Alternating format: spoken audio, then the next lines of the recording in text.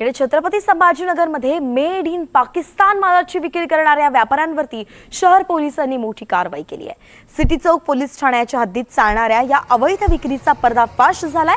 तब्बल 60,000 रुपयांची पाकिस्तानी सौंदर्य प्रसाधनं जप्त करण्यात आली आहेत आणि याच प्रकरणी तिघांना अटक करण्यात आली आहे। त्यांना 2 दिवसांची पोलीस कोठडी सुनावण्यात आली आहे।